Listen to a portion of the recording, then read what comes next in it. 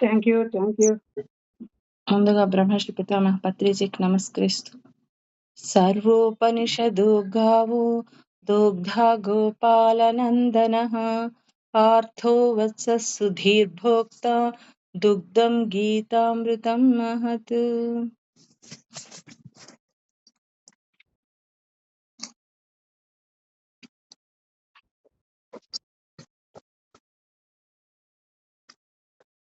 నిన్నటి శ్లోకంలో ఏం చెప్పుకున్నామో చెప్తారా ఎవరన్నా? పర్వాలేదు, ముందు 62వ శ్లోకానికి వెళ్ళిపో అంటారా?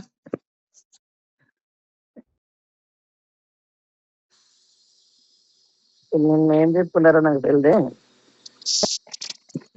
ఆ రోజు మీరు విన్నారు కదా 61వ శ్లోకం పూర్తిగా, నువ్వు అనిత మీరు అనిత. అంతేనా? అదే లాస్ట్ లో నిన్నేం జరగలేదా? నిన్న క్లాస్ ఎవరు ఆన్ చేయలే, నువ్వు ఆన్ చేయలేదని. నిజం. నిన్న మీ ఇంటికి వచ్చేకి 5 గంటలాగా ఇంకా నేను అలసిపోయింటు అనుకోలే. అదే మరి చిత్తప్రజ్ఞ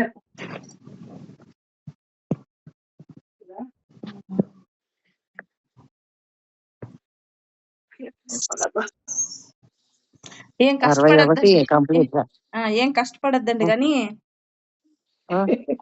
ఏం చెప్పాలా అని నేనే చెప్తాను, ఒకసారి వినండి.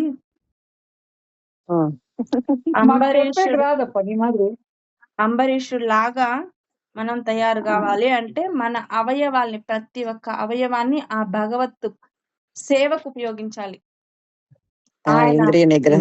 ఆయన దగ్గర మన సమస్తాన్ని ఆయనకు అర్పించుకోవాలి. తను తాను అర్పించుకున్నప్పుడు మనం ఆ కృష్ణ భక్తి రసభావనలో ఉండగలుగుతాం. అదే మన నిజమైన లక్ష్యం. మెయిన్ పాయింట్ చెప్పిన అంబరీష్ నాకు అసలు తయారవ్వాలి. అప్పుడే మనకు స్థితప్రజ్ఞత అనేది వస్తుంది. ఇక్కడ విష్ణు పరములు కానటువంటి అని ఒక వాక్యం ఉంది కదా, అది ఏమి అంటే నీకు స్థిత ప్రజ్ఞత లేని మెడిటేషన్ వేస్ట్ అని, ఆ ధ్యానం శూన్య ధ్యానంతో సమానం, ఏమీ లేదు అని. అంటే నువ్వు ఎరుకతో ఉండి చేస్తేనే అది, లేదా అది నీకు శూన్య ఫలితాన్ని ఇస్తుంది. అయ్యో నేను ఇన్నేళ్లుగా చేస్తాను అంటే ఎన్నేళ్లుగా చేస్తున్నా దానికి ఏం అవసరం లేదు. నీకు లెక్కకు మాత్రమే అది, ఇన్నేళ్ళు అన్నేళ్ళు అని. ఒక బాటిల్ కి ఆ క్యాప్ ఓపెన్ చేయకుండా అమృతం దాని లోపల ఉంది, దాన్ని క్యాప్ పెట్టేసి నేను అది తీసుకొని తాగేసినాను అంటే ఎన్నేళ్లుగా తాగుతాండా నేను అంటే ప్రయోజనం ఏముంది? అది లోపలికి వెళ్తా ఉందా? అట్లా ఆ ఎరుక లేకుండా మనం ఎన్నేళ్ళు ధ్యానం చేసినా వేస్ట్, శూన్య ధ్యానంతో సమానం. అందుకని ఆ క్యాప్ ఓపెన్ చేసి తాగితే ఒక్క డ్రాప్ తాగినా, ఒక్క క్షణం తాగినా చాలు కదా.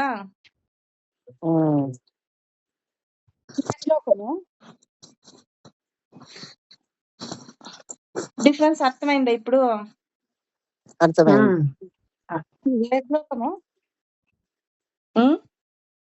ఏ శ్లోకం? 61వ శ్లోకమే. దాన్ని ఏం చెప్పినా చెప్పండి అంటే చెప్పలేదు కాబట్టి నేనే వివరిస్తాను. అది ఫోన్ వచ్చి మాట్లాడాను, తర్వాత అది ఫోన్ లో పడిపోయింది, చూసుకోవాలి. హోల్డ్ లో ఉన్నింది, అప్పటి నుంచి హోల్డ్ లోనే ఉండేది.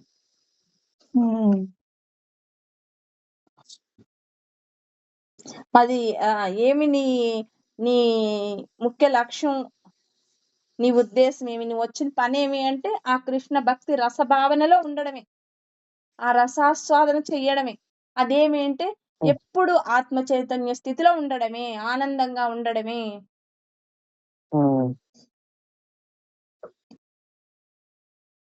అర్థమైంటే ఏమి డౌట్ లేకుంటే 62వ శ్లోకానికి వెళ్ళిపోదాం.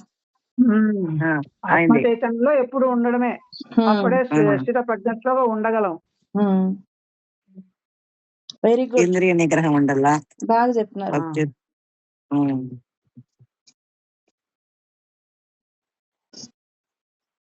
బాగా చెప్తున్నారు అంటే మాటలతో కాదు, ఆచరించి చెప్పడం. దానికి ఇంకొంచెం టైం పడుతుంది. అదే ఒక్కొక్కటి నిన్న కొంచెము ఇంట్లోకి వచ్చేమో రిలలు తిరుగుతా ఉండే, అది కొడుతూ ఉంటుంది. నిన్నటి నుంచి కొంచెం అదే విచారంతో చెప్తే కదా రాత్రి, విచారంతో మొదలు పెట్టినాను అని. ఎందుకే నాకు కనపడింది, తన్నులు తింటారు నాతో కనపడ ఒక్కట్లే ఈ పొద్దున్నే పారిపోయినాయి, అన్నీ పారిపోయినాయి. అందుకే చెప్పింది విచారణ విచారణ అని. విచారణ మార్గంతో అదే నిన్నటి నుంచి కొంచెం చేస్తున్నాను. ఒక దీంట్లోనే ఉన్నాను. అందుకే ఆ సులువైన మార్గాన్ని మీకోసం అందించిన. అవును, ఇంకా సులువైన మార్గం లేనే లేదు. ఇంకా సులువైన మార్గం ఇచ్చినావు కదా, ఇంకా ఆ మార్గం నుంచి ఇట్లా రావాలి. ఇంకా స్థిత ప్రజ్ఞత రావాలంటే అదే విచారణ చేస్తేనే ఇంకా స్థిత ప్రజ్ఞతకు వచ్చేదానికి, లేకపోతే లేదు. ఒకటైనాక ఒకటి అవి. Thank you. 62వ శ్లోకానికి వెళ్ళిపోదాం ఇంకా తొందరగా. ధ్యాయతు విషయాన్ పుంసః సంజ్ఞస్తేషూపజాయతే సంజ్ఞా సంధ్యాయతే కామః కామాత్ క్రోధోభిజాయతే. ఆ ఇంద్రియ నిగ్రహం లేనప్పుడు ఏమేం జరుగుతాయో ఈ శ్లోకంలో చెప్తాన్నాడు. అక్కడ ఇంద్రియ నిగ్రహం ఏ రకంగా ఉండాలి, ఇక్కడ ఉండకపోతే ఏం జరుగుతుంది అని ఈ శ్లోకంలో చెప్తాన్నాడు. ఇంద్రియార్థములను ధ్యానించినప్పుడు వాని ఎడ మనుజునికి ఆసక్తి కలుగును. ఆ ఆసక్తి నుండి కామము వృద్ధి నొందగా కామము నుండి క్రోధము ఉద్భవించును. ఇంద్రియార్థములను ధ్యానించినప్పుడు, ఇంద్రియార్థములు అంటే ఏమి? కన్ను ఏం చేస్తుంది? చూస్తుంది. దేన్ని చూస్తుంది? దానికి ఏది నచ్చితే అది చూస్తుంది. మనసు ఏం చేస్తుంది? అక్కడికి వెళ్ళు అంటది.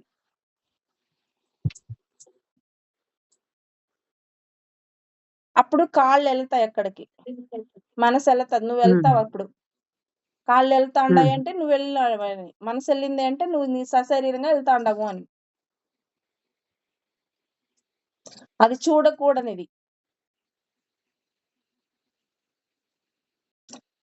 ఎవరు చేస్తున్నారట? దుర్యోధనుడు చేస్తున్నాడు అట్లా.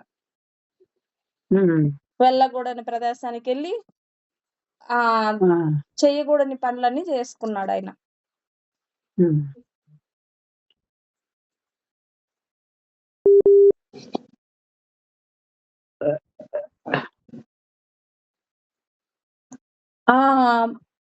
ఆ మయసభకి ఏ రకంగా పోయినాడు ఆయన?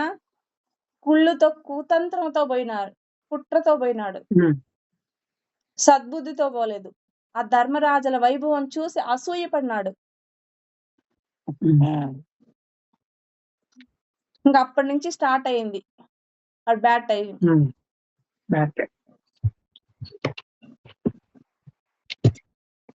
అట్లా మన ఇంద్రియాలు ఏది కోరుకుంటే దానితో పాటు మనం వెళ్ళినామంటే కష్టాలు కొని తెచ్చుకుంటాము.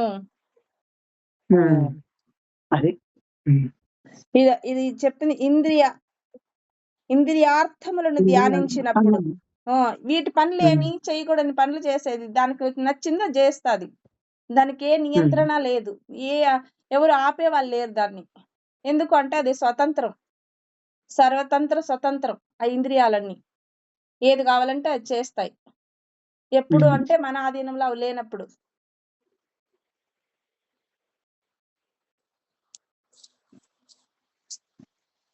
రావణాసురుడు కోరకూడని దాన్ని కోరినాడు, ఎన్ని కష్టాలు తెచ్చుకున్నాడు. కంటితో చూసినాడు సీతమ్మని, మనసులో కోరిక పుట్టింది, ఆ చేతులతో తెచ్చాడు. ఇది పడడానికి కష్టపడ్డాడు, ఆ ఇది చచ్చాడు లాస్ట్ కి. ఇది ఇంద్రియార్థములను ధ్యానించినప్పుడు జరిగే పనులు. చూపు, కంటి చూపులు కూడా తప్పే కదా. మరే అదే కదా మెయిన్. ఇప్పుడు ఇదే ఇప్పుడు 30 నిమిషాలు నేను ధ్యానం చేసేటప్పుడు ఏసింటి పత్రిజీ అదే చెప్తుండ, కన్ను నోరు జాగ్రత్తగా పెట్టుకోండి. కన్నే 80%.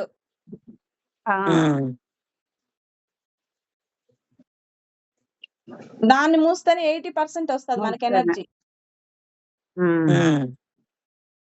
మరి అదే కదా ప్రధానము. నయనం ప్రధానం అని ఊరికే అన్నారా?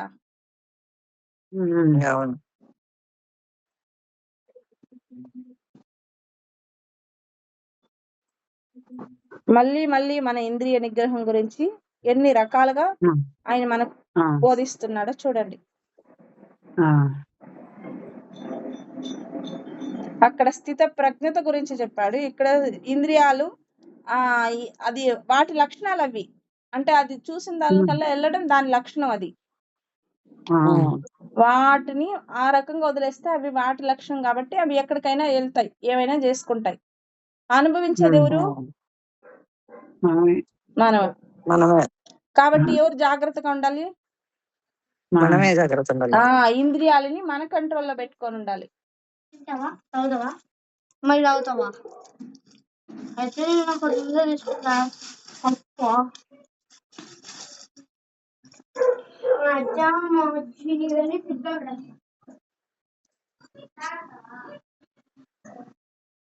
ఇది ఎంత ఇంపార్టెంటో మళ్ళీ మళ్ళీ మనకు గుర్తు చేస్తున్నాడు. ఆ కన్ను చూసిన దాన్ని మనసు కోరుకుంటది. మనసు కోరుకున్నప్పుడు అది మనకు దొరకలేదు అనుకో, కోపం వస్తుంది. అది నాకు దక్కలేదు, ఎలాగైనా దక్కించుకోవాలని, ఏదైనా చేయడానికి సాధ్యం. అప్పుడు చంపైనా తీసుకోవాలని క్రోధం. అంటే ఒక్కటి పుడితే మనకి దాంతో ఎన్ని వస్తాయో చూడండి. ఒకటి కొంటే ఒకటి కాదు ఫ్రీ, దీంట్లో 5 ఫ్రీ. అరిషడ్ వర్గాలు ఒకటి కోరుకున్నామంటే 5 వచ్చేస్తాయి మనకి. బంపర్ ఆఫర్ కదా ఇది, మనకొద్దే వద్దు. ఇది బంపర్ ఆఫర్ కదా. బంపర్ ఆఫరే మనకొద్దు. బంపర్ ఆఫర్ అయినా మాకు వద్దే వద్దు. ఒక్క దెబ్బతో 5 పిట్టలు వచ్చేస్తాయి.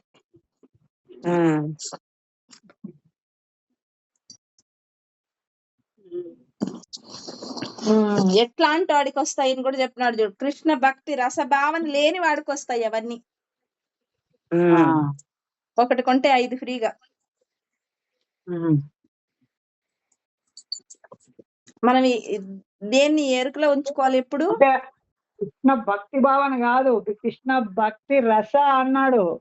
అదే చెప్పేది, దేన్ని పెట్టుకోవాలి మనం ఇప్పుడు ఎరుకలో? కృష్ణ భక్తి రస భావితుడు. ఆ ఆత్మ చైతన్యం అనే రసాన్ని ఎప్పుడు గుర్తు పెట్టుకోవాలి, ఎరుకలో ఉంచుకోవాలి మనం. కృష్ణ భక్తి రస భావితుడు కానివాడు ఇంద్రియార్థములను చింతించునప్పుడు విషయ వాంఛలనే ప్రభావితుడగును. విషయ వాంఛలచే ప్రభావితుడగును. విషయ వాంఛలు అన్నాడు చూడు, ఆ ఇంద్రియార్థములు చింతించినప్పుడు. అదే ఇవి ఏమేమి ఆలోచిస్తాయో వాటి వెంట మనం పరిగెత్తినప్పుడు ఆ చింతలకు గురి అవ్వాల్సిందే మనం. నష్టాలు కష్టాలు, అక్కడ బురద ఉంది అని తెలిసి కాలు పెట్టినా అంటే ఆ కాలు ఇరుక్కుంటది. ఆ లోపల ఏదో ఉండి ముసల్లాంటిది పట్టుకుంటే అసలుకే పోతుంది. అందుకే ఎరుక, నిరంతరం ఎరుక. అందుకే మన అవయవాలు, మన లోపల మన మనస్సు ఏ రకంగా స్పందిస్తుంది, ఏ రకంగా మాట్లాడుతుంది, అది ఏ రకంగా దాని నడవడిక ఏ రకంగా ఉందని అన్ని సాక్షిభూతంగా చూడమనేది. అందుకే సాక్షిగా చూసినప్పుడు నీకు అర్థం అవుతుంది. అది ఎప్పుడు చూడగలవు అంటే నువ్వు ఆత్మ చైతన్యానివి, నేను మనసును కాదు అని తెలుసుకున్నప్పుడు మాత్రమే. ఉమ్. మనసే నేనను. ఆ మనస్సు పరిగెత్తే చోటుకంతా నేను పరిగెత్తితే కష్టాలు పాలవుతాం. ఆ మనసు నేను కాదు, నేను వేరే ఉండాను. ఆ నేను ఈ నేను దాన్ని సాక్షిగా చూడగలిగినప్పుడు, నేను అంటే మళ్ళీ ఆత్మ చైతన్యం. ఈ ఆత్మ చైతన్యంతో సాక్షిగా చూసినామంటే ఆ మనసు ఏమేం చేస్తాంది అని నిష్పక్షపాతంగా మళ్ళీ నా మనసే కదా పర్వాలేదులే, ఏదో చేసినా పర్వాలేదులే అనుకుంటే నష్టం నీకే, ఇంకొకరికి కాదు, పక్కన వాళ్ళకి కాదు. మా ఇంటి పక్కన గ్రిల్ వర్క్ జరుగుతుంది, సౌండ్ డిస్టర్బ్ అవుతుందేమో, నేను మ్యూట్ లో వింటా ఉంటాను. మీరు ఎట్టన్నా అయ్యండి, నాకేం ప్రాబ్లం లేదు. లే ఆ సౌండ్ మీకు డిస్టర్బ్ అవుతుందని అంతే. కాదు అదే చెప్పేది, మీరు ఏ రకంగా అన్నా వినండి, ఈ జ్ఞానాన్ని తీసుకోండి, అంతే చాలు నాకు. సరే సరే.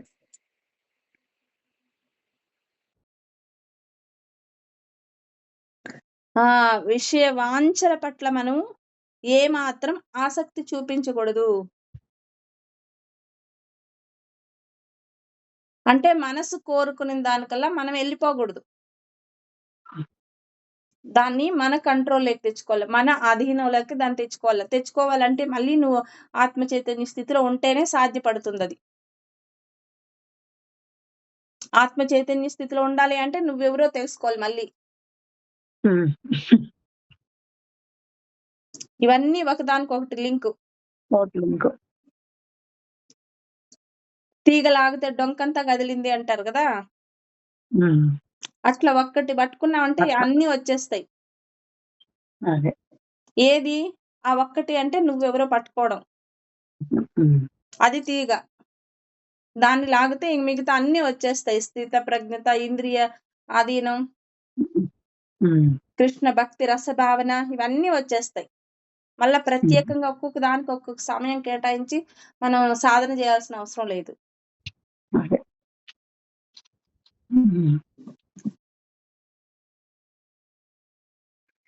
రాముడు అవుదామా, రావణాసురులు అవుదామా? రాముడు అవుదాం.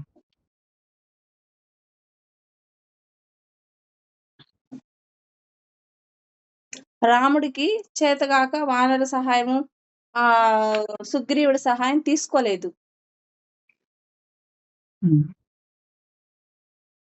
కాకపోతే ఆ కీర్తి వాళ్ళకు కూడా కట్టబెట్టాలని.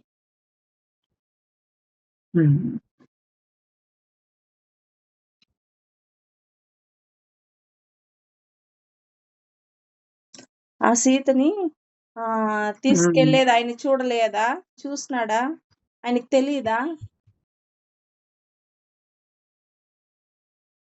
ఆ పక్షి చెప్పాలా, లేదా సుగ్రీవుడు ఎతికి పెట్టరా, హనుమంతుడు ఎతికి పెట్టాలా?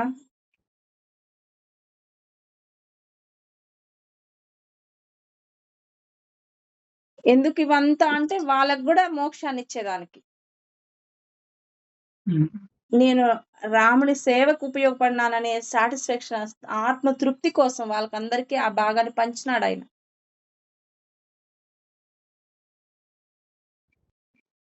ఇప్పుడు ఈ భగవద్గీత నేను చెప్తున్నాను అనే కీర్తి నాకు కట్టబెట్టడానికి, ఇది నా చేత ఆయన, లేకుంటే నాకెందుకు ఇయ్యాల ఈ భగవత్ ప్రసాదాన్ని? ఇంకా ఎట్ట మహామహులు ఉండారు కదా. ఉడతకి ఎందుకు ఇచ్చినాడా? అది నేనే ఇప్పుడు అదే అందాం అనుకుంటా అంటే, ఉడతకి ఇచ్చినాడు. ఉడతా భక్తి అనేది చూడు, ఉడతకి అదొకటి నిలిచిపోయా. ఉడతకి ఇచ్చినాడు, అట్లా నాకు ఇచ్చినాడు. ఆ ఉడతలాగా నేను, అందుకు నాకు ఇచ్చినాడు. నాతో ఏమి జరిగేదేం లేదు, కానీ నాకు ఆ కీర్తి కట్టబెట్టినాడు. ఎందుకు అంటే ఆయన కరుణ. ఎందుకు అంటే ఆయన కరుణ.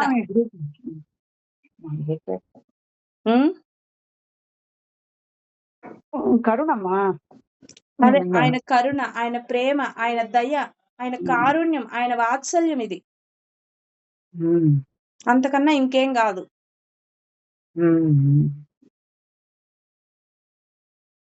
ఆయనకు చేత కాక కాదు, ఆయన నన్ను నాతో ఆడిస్తాడు. ఎందుకంటే నేను ఆడినాననే సాటిస్ఫాక్షన్ నాకు ఇచ్చేదానికి.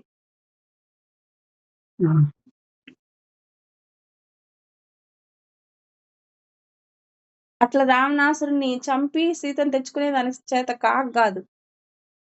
ఉమ్. వీళ్ళందరికీ మోక్షం రావాలి, వీళ్ళందరికీ ముక్తి రావాలి, వీళ్ళందరూ నేను రాముడికి సహాయం చేసే అవకాశం మాకు వచ్చింది అని చెప్పుకోవడం కోసం, ఆ కీర్తి వీళ్ళకి కట్టబెట్టడం కోసం.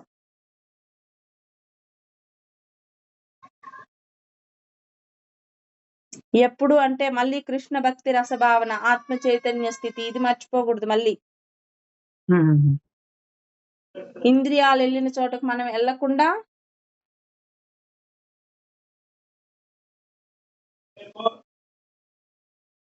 కృష్ణ భక్తి రసభావనలో ఉన్నప్పుడు ఒక్క నిమిషం.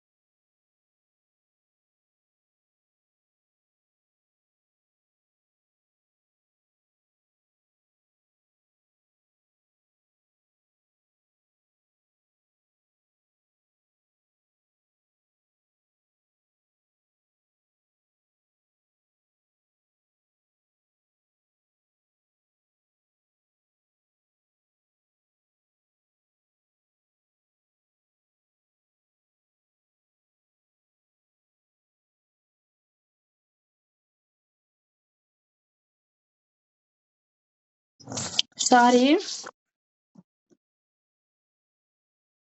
మధ్యలో పర్వాలేదులే, బ్రేక్ ఉంటుంది కదా. పర్వాలేదు.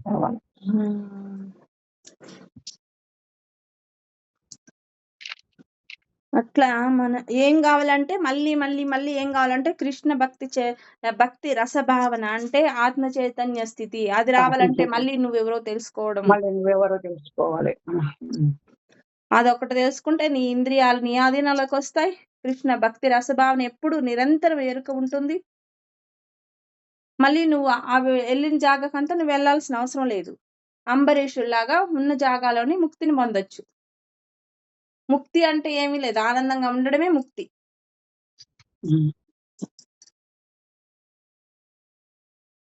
ఒక చిన్న పని, ఏం పని అది? నువ్వెవరో తెలుసుకోవడం.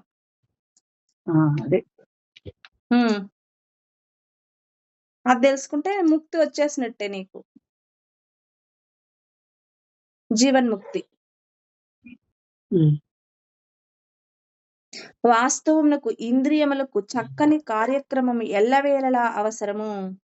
ఇంద్రియాలకు ఏదో ఒక పని ఎప్పుడు ఉండలేదంటే అది అనవసరంగా ఆలోచిస్తా ఉంటది, దానికి పని పెట్టకపోతే. వేరే వేరే ఆలోచనలంతా వస్తా ఉంటది, ఏం చేద్దాం అని.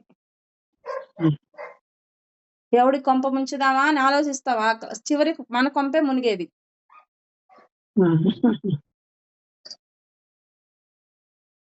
పైకి ఎవరి కొంప ముంచేయాలా అని ఆలోచిస్తాంటాం, ఏ రకంగా చేస్తే వాడు చెడిపోతాడు, పక్కింటి వాళ్ళు నాశనం అవుతారు, ఈ రకంగా ఆలోచిస్తాం మనం ఊరికే ఉంటే. అంటే పనికి రాని ఆలోచనలు వస్తాయి అని. ఆ పనికి రాని ఆలోచనలు ఏమి అంటే నిన్ను నువ్వు నాశనం చేసుకునేటివి.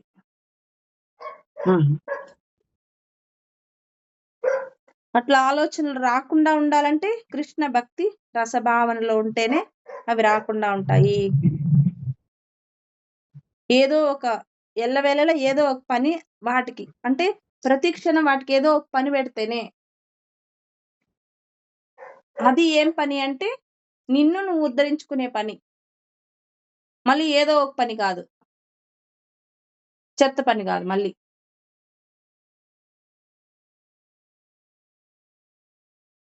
ఈ చేతులతో భగవంతుని పూజించడం, ఈ కాళ్ళతో ప్రదక్షిణ చేయడం, ఈ చూపులతో ఆయన నయనాన ఆనందాన్ని చూడడం, ఆయన దివ్యమంగళ స్వరూపాన్ని ఆస్వాదించడం, ఇవి ఇవి పెట్టినామంటే పని ఇంద్రియాలకి అప్పుడు మన అప్పుడు దారిలోకి ఆటోమేటిక్ గా మన దారిలోకి వస్తాయి. మన దానిలోకి వస్తాయి. అవేమి ఇంకోటి ఆలోచించే సమయం దానికి ఇవ్వకుండా మళ్ళీ ఎప్పుడు దాంట్లో ఏం వస్తుంది అది మళ్ళీ అప్పుడు వీటికి ఏమి పని లేకుండా నేను ఉండగలుగుతాను అంటే అంతకన్నా మించిన హాయి ఇంకోట్లేదు. ఆ, మళ్ళీ పని చేస్తేనేనా అంటే కాదు. ఎందుకు అంటే ఈ పని ఇవి ఊరికే ఉంటే ఏదో పిచ్చి పిచ్చి ఆలోచనలు వస్తాయి కదా, దాన్ని నిగ్రహించే దానికోసం, దాన్ని అరికట్టే దానికోసం, దానికి అడ్డుకట్టేసే దానికోసం.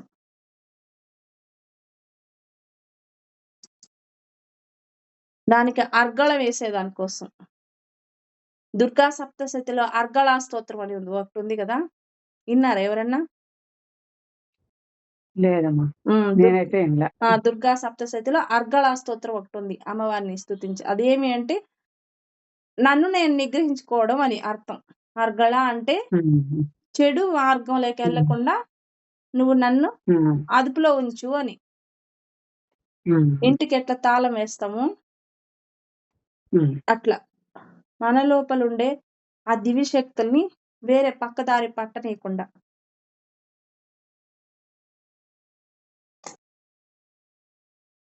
శ్రీకృష్ణ భగవానుని ప్రేమయుక్త సేవయందు వానిని వినియోగించినచో అవి తప్పక విషయ సేవనమున్నందు నిలువగోరును.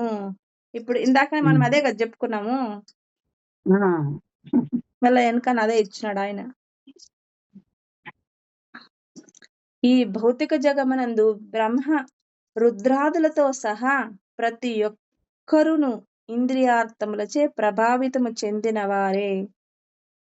ఈ భౌతిక జగత్తు, భౌతిక జగత్తు అంటేనే దానికి దాసోహం అవడం, ఇంద్రియాలకు దాసోహం అవడమే ఈ భౌతిక జగత్తు యొక్క లక్షణం. ఈ భౌతిక జగత్తులో ఉండామంటేనే ద్వంద్వం. ఈ భౌతిక జగత్తులో ఉండామంటేనే నష్టాలు, కష్టాలు, లాభాలు, సుఖాలు, మోహాలు, మమతలు, అనురాగాలు, ఆప్యాయతలు ఇవన్నీ ఉంటాయి. ఇవన్నీ ఉన్నాయి అంటే రెండు ఉంటాయి కావడి కుండల్లాగా. మనకు కావాల్సిన ఒకటే ఉండదు. నాకు సుఖమే కావాలి, దుఃఖం వద్దు అంటే తప్పదు అది. అవి ఇవేమీ లేకుండా ఎప్పుడుంటాయి అంటే శ్రీకృష్ణ భగవానుని ప్రేమయుక్త సేవ యందు వారిని వినియోగించినప్పుడు.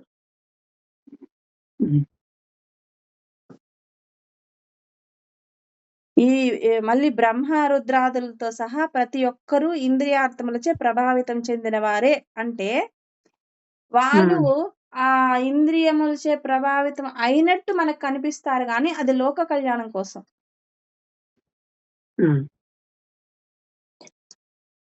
అమృతం చిలికినప్పుడు, పాల సముద్రాన్ని చిలికి అమృతం వచ్చినప్పుడు అమృతాన్ని పంచడం కోసం విష్ణువు, శ్రీ మహావిష్ణువు మోహిని అవతారం తీసుకొని వచ్చినాడు. ఆ మోహిని అవతారం తీసుకొచ్చినప్పుడు దాన్ని చూసి నారదుడు శివుడికి చెప్తాడు, ఎంత మనోహరంగా ఉన్నాడు ఆ సుందరి అని, ఆ మోహిని అని.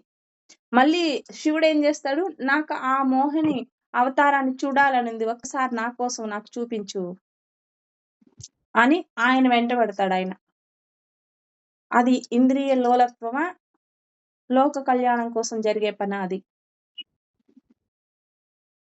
లోక కళ్యాణం కోసమే కదా. అవును, అప్పుడు కనపడినప్పుడే కదా మళ్ళీ ఇతను అయ్యప్ప ఇదైండేది. మళ్ళీ వద్దు వద్దు అంటాడు ఆయన. వద్దు వద్దు అంటే లేదు, నాకు కావాలి అని ఆయన. అప్పుడు శ్రీ మహావిష్ణువు ఆ పార్వతీ అమ్మవారి రూపం ధరించి, అంటే ఆమె దగ్గర నుంచి ఈ శక్తి చైతన్యాన్ని తీసుకుంటాడు ఆయన. శ్రీ మహావిష్ణువు పార్వతీదేవి అన్నా చెల్లెలు, అందుకే ఇద్దరు అలంకార ప్రియులు.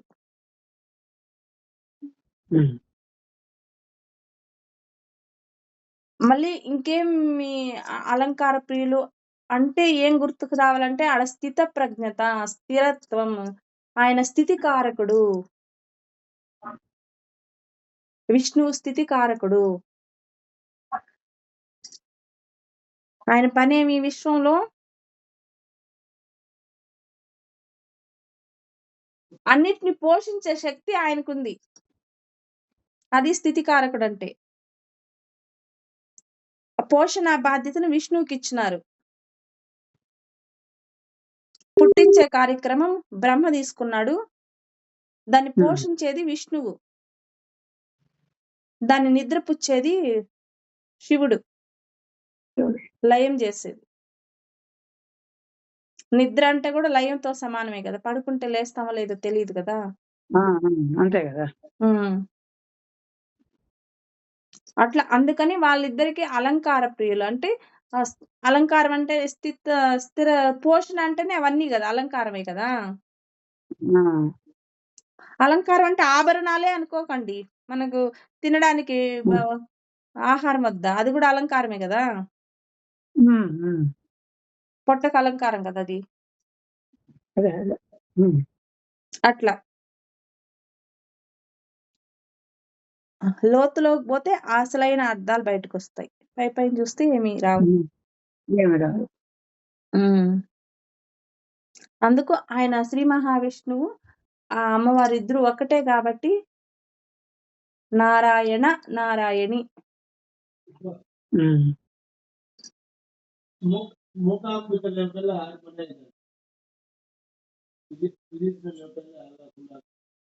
అందుకు ఆమె రూపాన్ని తీసుకొని ఆయన వస్తే ఇంకా ఆయన మోహిస్తాడు. ఎందుకు అంటే ఆయన భార్య. మోహంలో తప్పు లేదు. మనకు అట్లా వేరే రకంగా మనకు కనిపిస్తుంది. మన చూపు వేరే కదా. అదే కంటితో చూసిందంతా నిజమని నమ్మకూడదు అనేది. అందుకే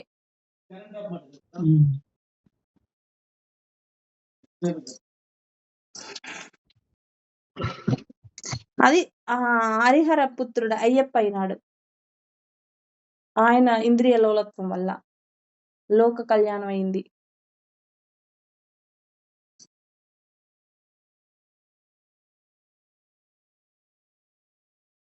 మనం లోలత్వం తెచ్చుకుంటే పర్వాలేదు, శివుడే పడినాడు, మనం ఎంత అనుకుంటే.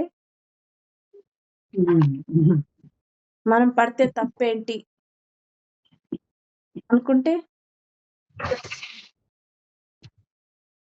ఎన్ని అనర్థాలు కావాలంటే అన్ని అనర్థాలు కొని తెచ్చుకోవచ్చు. అదే ఇందాక చెప్పుకున్నట్టు మనసు పరిగెత్తిన జాగ్రత్త పరిగెత్తినప్పుడు దాని నుంచి కామం అంటే కోరికలు పుడతాయి. కోరిక తీరలేదంటే క్రోధం వస్తుంది. ఇక్కడ కూడా ఆఫర్ అన్నమాట. అదే బంపర్ ఆఫర్ అక్కడ కూడా మళ్ళీ. అందుకే ఆ కృష్ణ భగవానుడు శ్రీకృష్ణ భగవానుని ప్రేమయుక్త సేవ యందు వానిని వినియోగించినచో అవి తప్పక విషయ సేవనమునందు నిలువగోరును. ఆయన అంటే ఎప్పుడు మన ఆత్మ చైతన్య స్థితిలో ఉండడం అని అర్థం. అంటే ఈ అవయవాలన్నిటినీ దాంట్లో వినియోగించడం అంటే ఏమి అంటే అణువణువు స్పందించడం, రమించడం తనతో తాను. ఆ రమణతత్వం మళ్ళీ అణువణువు.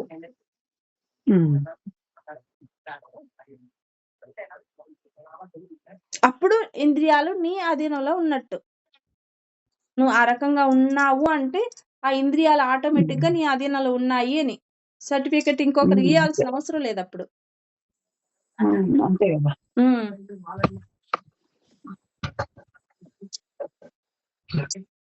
నువ్వెవరు తెలుసుకుంటాం కాబట్టి నువ్వు రమించడం కాబట్టి అన్ని పనిలే ఎవరు సర్టిఫికెట్.